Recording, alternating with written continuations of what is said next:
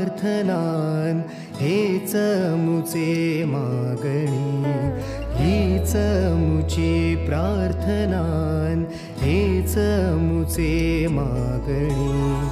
माणसाने माणसाशी माणसा सम वागणे,